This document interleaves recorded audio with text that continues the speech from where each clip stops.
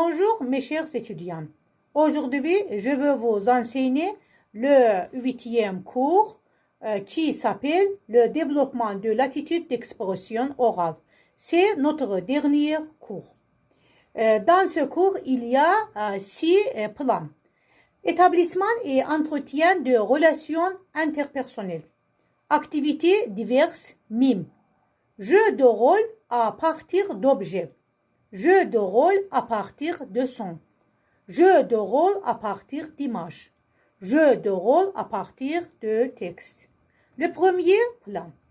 Établissement et entretien de relations interpersonnelles. Dans le discours transactionnel, il s'agit avant tout de transmettre un message le plus rapidement et le plus efficacement possible. Dans le discours interactionnel, on veut surtout prolonger la conversation pour combler le manque de solidarité. Les apprenants n'ont pas de tâches spécifiques à accomplir. Ils essaient simplement de trouver des valeurs communes, rôles symétriques ou de remédier au déséquilibre d'une relation interpersonnelle, par exemple, offenseur-offensé, rôle complémentaire. Les observateurs et les apprenants doivent ensuite faire le bilan de l'activité car le résultat n'est pas aussi évident que dans le jeu de rôle de type transactionnel. Le risque de tourner court si l'apprenant ne sont pas déjà bien familiarisés avec le jeu de rôle. Quelques exemples. Situation impliquant des rôles symétriques. Deux personnes qui ne se connaissent pas, contraintes de partager une table dans un restaurant bondé. Deux passagers parlant de tout et de rien dans un train ou un autobus. Une première rencontre avec son correspondant. Un bavardage informel, par exemple, dans une auberge de jeunesse, dans une campagne, dans un boom, etc. Situation impliquant des rôles complémentaires, c'est-à-dire des rôles interpersonnels dans situation impliquant des rôles complémentaires, lesquels les participants ont des perspectives différentes, tels l'offenseur et l'offensé, le sauveteur et le sauvé. S'excuser d'avoir manqué un rendez-vous. S'excuser auprès de quelqu'un d'avoir oublié de l'inviter à une fête. Manifester sa sympathie à propos de la mort d'un animal familier, d'un échec à un examen, etc. Féliciter quelqu'un et ou recevoir des félicitations à l'occasion d'un événement heureux par exemple sportif, réussite d'un examen, etc. Le deuxième plan qui s'appelle activités diverses, mime. Prépare utilement au jeu de rôle. Sensibilise les apprenants au rôle de l'affectif, des mouvements, des gestes et des jeux de physionomie dans la communication. Consigne aux apprenants. Choisissez un partenaire. Vous êtes A, vous êtes B. Vous trouvez une grosse boîte. B, vous êtes assis à proximité. A, vous n'arrivez pas à déplacer la boîte. Vous demandez de l'aide à B. Jouez cette scène de manière non verbale. Au bout d'une minute environ, on dit aux apprenants: vous allez rejouer cette scène, mais d'abord consacrez quelques minutes à définir les éléments suivants. Quel genre de personne êtes-vous? Par exemple, impatient, de caractère difficile, curieux, gourmand. Essayez de jouer votre rôle en étant successivement différentes personnes. Comment est cette boîte? Par exemple, en bois, en métal, en plastique. Qui veut l'ouvrir? Qu'y a-t-il à l'intérieur? Par exemple, quelque chose d'étonnant, de choquant, de drôle. Qu'en faites-vous? Vous le volez, vous le mangez, vous vous blessez avec. On pourrait écrire ces questions au tableau. Après une brève discussion, les apprenants jouent leur scène verbalement. On divise la classe en petits groupes. Les groupes travaillent 2 par 2. L'un mime, l'autre observe à tour de rôle. Chaque groupe d'apprenants prépare et mime pour un autre groupe un conflit ou une situation tendue. Par exemple, un hold-up dans une banque. Un voyageur qui fume dans un compartiment non-fumeur. Des gens qui attendent depuis une éternité devant une cabine téléphonique. Le groupe observateur doit interpréter et commenter la scène. Ensuite, on insère les rôles, les joueurs deviennent observateurs et vice-versa. Puis, chaque groupe reprend la scène mimée par celui qui l'a regardée et la met en parole. Il ajoute devant un groupe avec lequel il n'a pas encore travaillé. Là encore, interprétation et commentaires suivent. Le troisième plan, jeu de rôle à partir d'objets. Favorise la créativité dans le jeu de rôle car les apprenants doivent imaginer un lien entre des objets disparates. Pour plus de commodité, on peut utiliser des images d'objets. Les apprenants et l'enseignant apportent en classe divers objets choisis au hasard ou en fonction d'un thème. On les met dans une boîte à accessoires et sans regarder, les apprenants tirent plusieurs objets de la boîte, à partir desquels ils doivent contribuer un jeu de rôle. Développe les stratégies de communication. Les apprenants décrivent un objet, son utilisation et son fonctionnement à leur partenaire, lequel est un extraterrestre qui fait semblant de ne pas comprendre. L'apprenant qui explique est donc obligé de recourir à diverses stratégies pour communiquer avec ce visiteur de l'espace.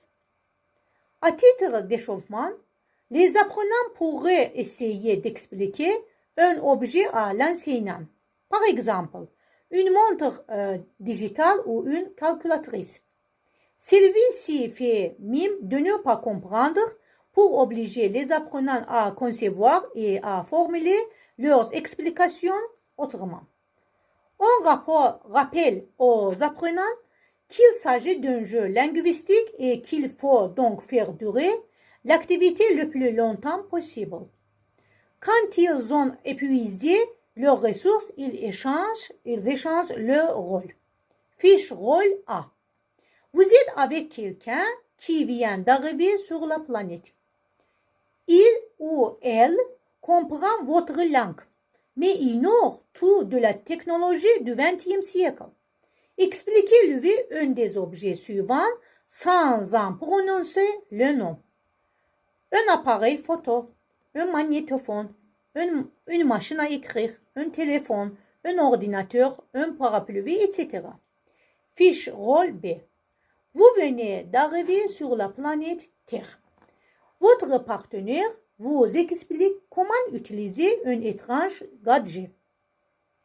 Notez le mode d'emploi pour pouvoir l'expliquer quand vous aurez regagné votre planète.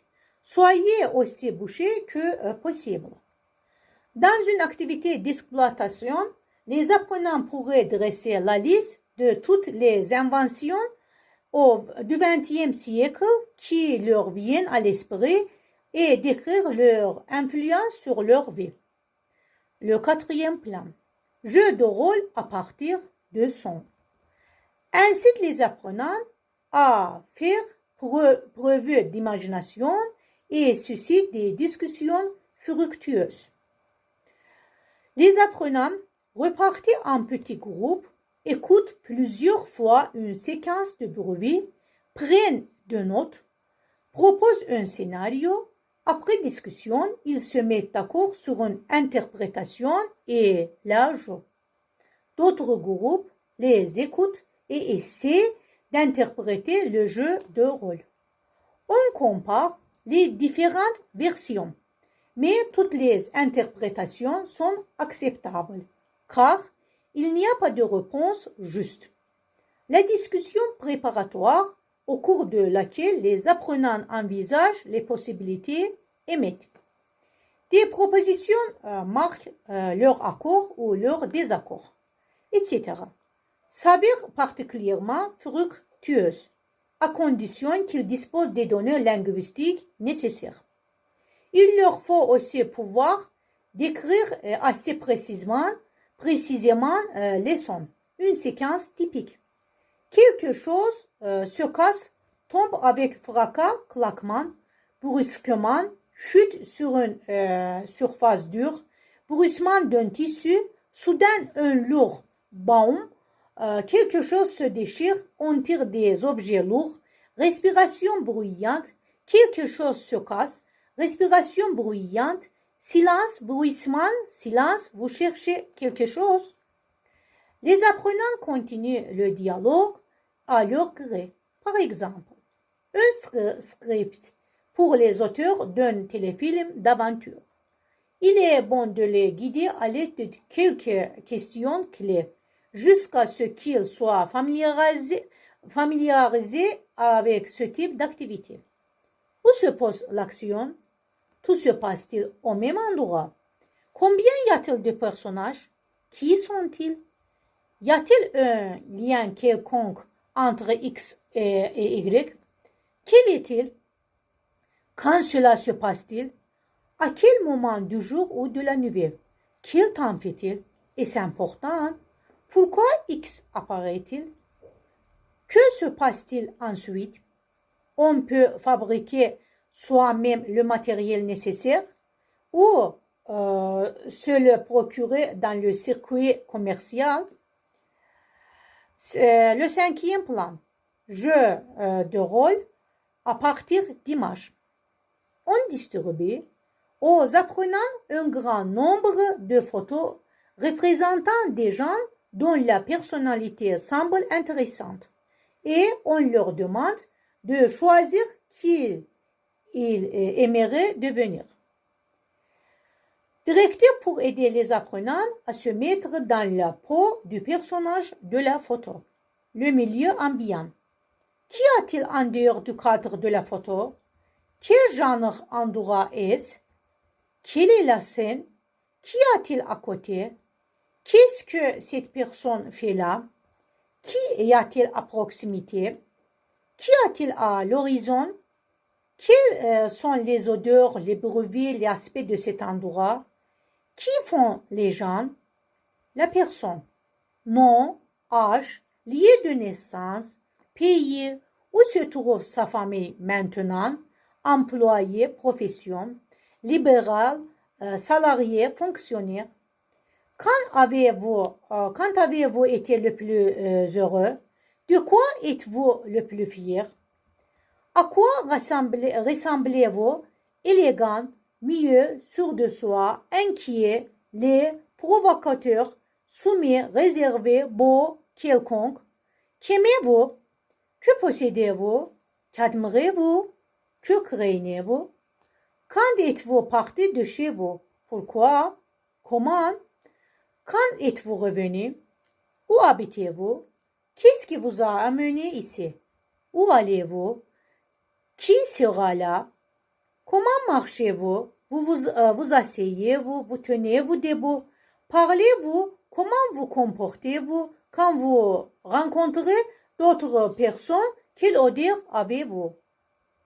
Ensuite, chaque personne, paire ou groupe se présente à d'autres pairs ou groupes ou à l'ensemble de la classe.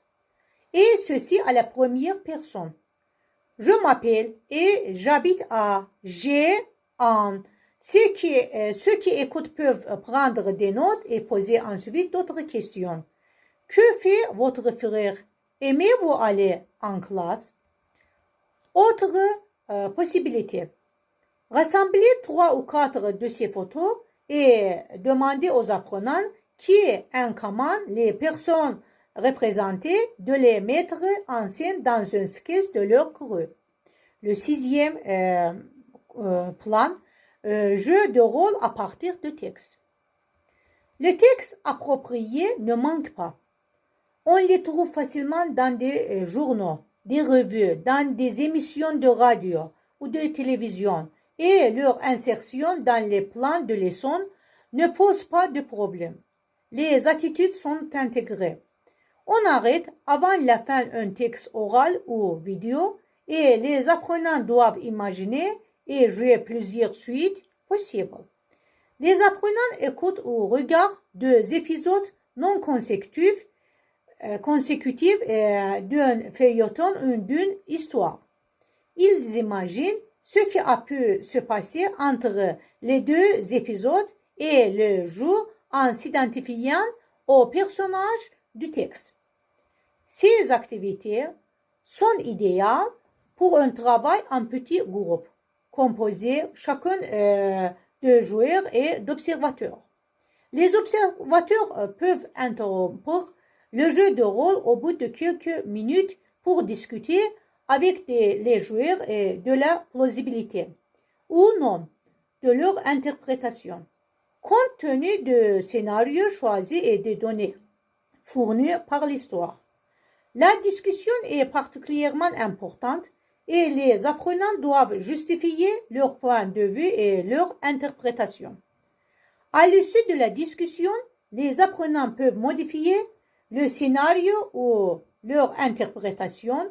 On peut aussi inverser les rôles et les observateurs devenus joueurs commencent un nouveau jeu de rôle. On transforme un article de journal et de revue en jeu de rôle. Les apprenants exécutent un jeu de rôle à partir d'un événement relaté dans un article de presse. Ils travaillent en petits groupes et chaque membre reçoit le compte rendu d'un événement différent. Les apprenants racontent l'affaire comme s'ils en avaient été témoins. Par exemple, un accident, un vol, un sauvetage, un incident amusant. Autre possibilité, on distribue les rôles. Par exemple, après lecture d'un article sur une manifestation étudiante, les apprenants imaginent la conversation entre le leader des étudiants et le journaliste. Variante. On choisit dans des revues et des journaux des textes courts écrits à la première personne. Ils ont un thème commun, mais sont suffisamment vagues pour se prêter à de nombreuses interprétations et laisser aux apprenants toute liberté quant à la composition de leur rôle. On divise la classe en petits groupes et on donne à chacun d'eux un jeu de texte à raison d'un texte par apprenant. Le texte ne doit pas être montré aux autres membres du groupe. Après avoir étudié leur texte, les apprenants, à tour de rôle, le lisent à haute voix au groupe.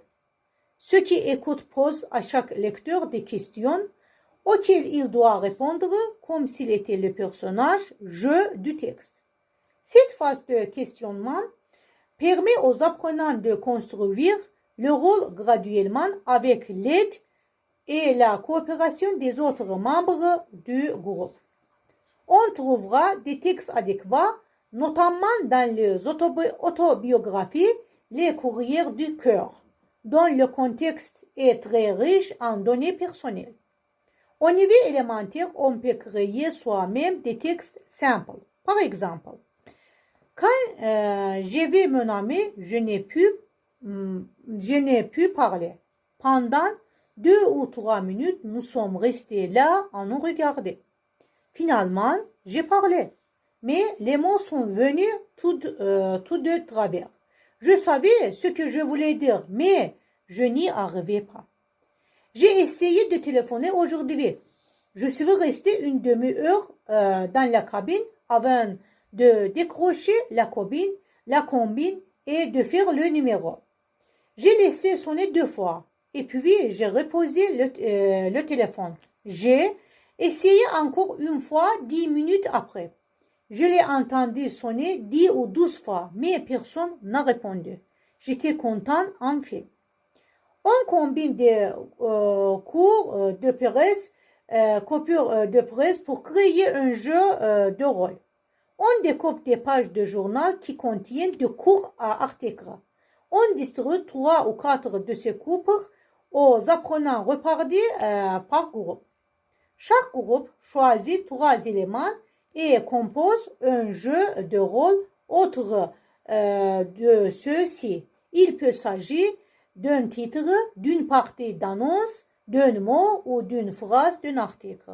C'est tout, mes étudiants. Au revoir. Merci pour votre attention.